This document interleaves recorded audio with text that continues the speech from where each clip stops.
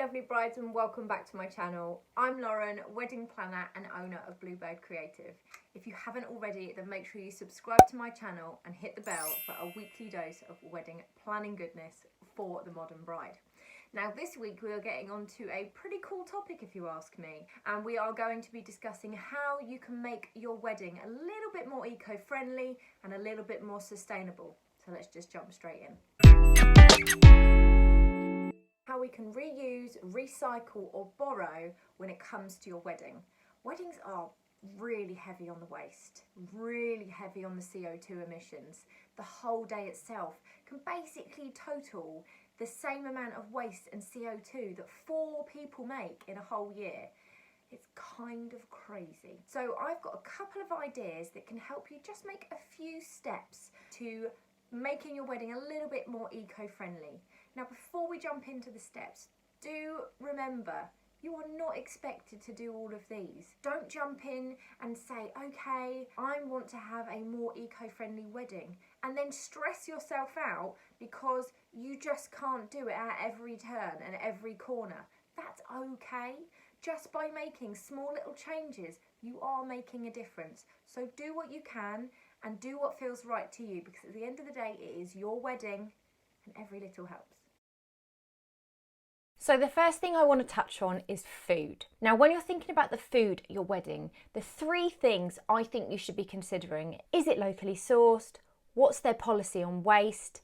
And is it sustainable? Have the conversation with your caterers. Start the conversation and find out how they work. When talking about locally sourced food and in-season food as well, that means that they might be getting all their fruit and vegetables or their meats from local farmers, that they may have a maximum mile radius for where they source their produce from, and therefore they can only get certain things when they are in season, which is amazing. The Pig Hotel, for example, they only source their meats from local farmers, and they even have 0 miles on some of their food because they actually grow it on site as well, which I think is fantastic. So really start the conversation with your caterer and find out how they go about things. The next really important one is waste, and I have to say I do see a lot of waste at weddings when it comes to food. A caterer will always make sure that there is enough food for everybody, which is really important on your wedding day. You don't want there to be mistakes, and if somebody has forgotten to tell you that they're allergic to something, most caterers will make sure that they have backups of things. They may have an extra vegan meal or whatever it might be, and they're really, really good at that. But there is a lot of waste, and it's something that I find quite hard to come to terms with. But so many more caterers now are really trying to do their bit. So again, start that conversation with your caterers that you're looking into. What are they doing about the waste? Any leftover food, are they taking it somewhere so that somebody else can benefit from another meal? Do they use any of the leftovers or the waste for compost? Or, as I said, taking food to local shelters? There are so many companies doing good things, so really do have a look around if that means something to you. So let's talk about tableware and table design. Now, you can get really creative and still be eco-friendly when it comes to creating your table design. I did a photo shoot back in 2018 up in the Lake District with a really good photographer friend of mine, Mindy Coe, and it was all about being eco-friendly and using natural materials where possible. It was an absolutely fantastic time, and I really loved thinking about how I could create a pretty tablescape, but with using more naturally sourced materials. So we used beetroot and cherries, and we decorated the table with them and had them hanging. We had a table runner, which was organic cotton, and then we hand dyed it with blueberries. We used moss to help decorate the table, beeswax candles. We had little posies of flowers. It was really, really stunning, and it's actually really easy to just think of a few ways of incorporating things that are a little bit more eco-friendly. So, for example, why not use dried leaves and do calligraphy on those for the place names? That's using something natural and you're not using more paper. I've even done it with mussel shells, so they're getting another use as well. When it comes to your favours, why not do little brown bags filled with seeds, and they actually have seed paper in them? Or you could even have little succulents in pots. You know then that they are going to get taken home, hopefully, and they will have another home and another life and will be reused. They're not just going to go into the bin. You could use dried flowers along your tablescape instead of fresh flowers, because then they have a longer life.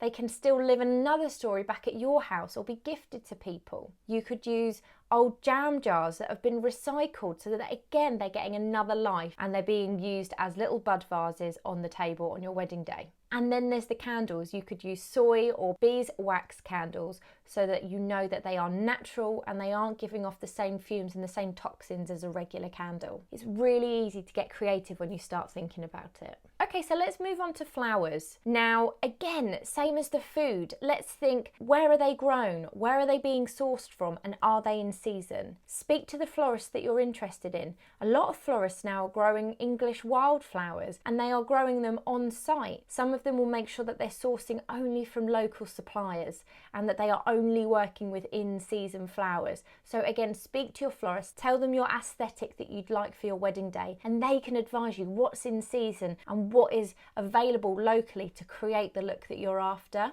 Another option when it comes to flowers is dried flowers, which is really on trend at the moment. Dried flowers means that they can be made in advance, but it also means that they've got a really long lifespan and they're not just being used for the one event. They can be taken home and they can decorate your house. They can be given to guests. There's so many different options, and by using the dried flowers, as I mentioned, they just have a longer lifespan, so can be reused at another time. Then on the wedding day, if you're not having dried flowers or whatever you decide to have, think about repurposing. This is something that I recommend to every single one of my clients. There is no point in my mind to have beautiful ceremony flowers and then leave them and not use them again. They're only used from 30 minutes to an hour and that's it, and that is such a waste. You can get more bang for your buck by repurposing them, plus they get double the use, which to me is just a massive benefit. So when you're creating the flowers for your day with your florist, talk about repurposing. If you're having an arch for your wedding ceremony, can it be transported to the reception room? Or can it be broken down and used for table arrangements? Can the bridesmaids' bouquets be used as centerpieces? Are there floral aisle decorations that can then be moved and repurposed and used during the wedding breakfast to create something really beautiful?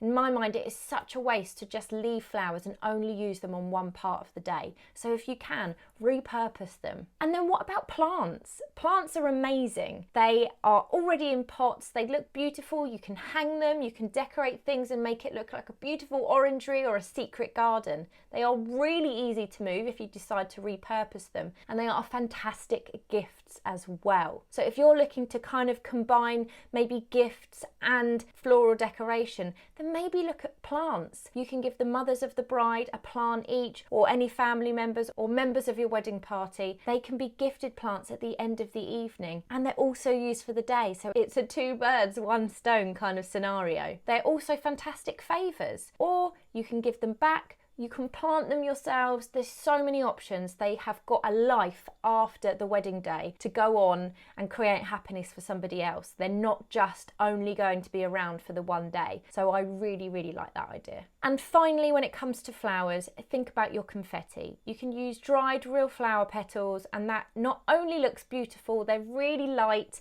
and they look fantastic on camera, but they're also good for the environment and they're biodegradable. Another option is to use dried leaves, and you can actually use little stamps to cut out the dried leaves and create little confetti with that. But by using something natural, most venues will be happy with it, and it's better for the environment as well. So let's move on to travel. When I mean travel, let's think about your guests and the location that they're travelling to. Now, if you're getting married in one location and then your wedding reception is in another location, that means that guests are using transport to get to one location and then they're having to do it again to another one. So can you combine your wedding into one location for the day, so there's only one journey there and one journey back? And if you can't, can you make the journeys closer together so that they're not travelling an hour between one place and the next? And if that is the case, can you perhaps organise a big red bus so that all guests can hop on and you're cutting down those CO2 emissions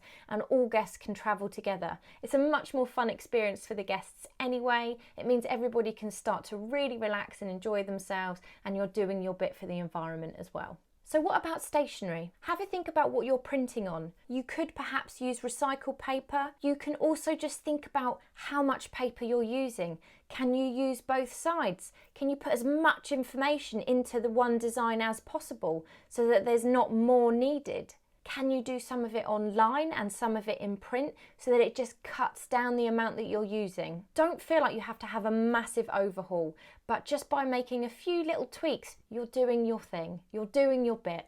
Okay, and what about when you're researching your hair and makeup artists? How can you make a difference here? Now, in my mind, it can be what products your makeup artist is using. Are they using products that are vegan and not tested on animals and that are made from recyclable plastic and are a good company? So for me, I am a massive advocate for Arbonne products. They are vegan, the packaging is recyclable, and they are a B Corporation company, which is fantastic. And if you don't know what that is, look it up. There are so many fantastic companies that are now B Corporation and they are doing their thing for the planet. So go and check out some of the other brands that are B Corp and are doing their thing for the planet and for people, because it's kind of amazing. And then last but by no means least, the dress. What can you do with your dress to just make a few steps towards helping the environment and being a little bit more eco-friendly? Now, on the shoot that I worked on in the Lake District, we had the pleasure of using the most incredible dress, which I'm going to show you a picture of now. No joke, that dress is made from milk. Yes, milk. Just, it blows my mind. It didn't even smell funny. It was amazing. I couldn't get my head around the fact that it's made from milk. Apparently it's an old wartime process where the fibres are made from sour milk. It's literally incredible. It was so light, the fabric just was fluid, it caught the wind, as you can see in the photo. It was stunning. So perhaps something like that would be amazing, and I'm going to link the designer down below for you. Another way might just be upcycling. You may find an old dress in a thrift shop that you want to upcycle. If that's your cup of tea, then go for it. Or perhaps you want to find a second-hand dress that has been loved and you want to add your love story to it as well. I actually found my wedding dress in a second-hand wedding dress store. It turns out it hadn't been worn before, but it was actually an example dress. So with the help of a seamstress, because my GCSE textile skills did not carry me that far, but I made a few tweaks to the dress, changed the buttons, changed a few bits to it, and I made it my own, and it was super special. It didn't take away from the fact that it was from a second-hand store.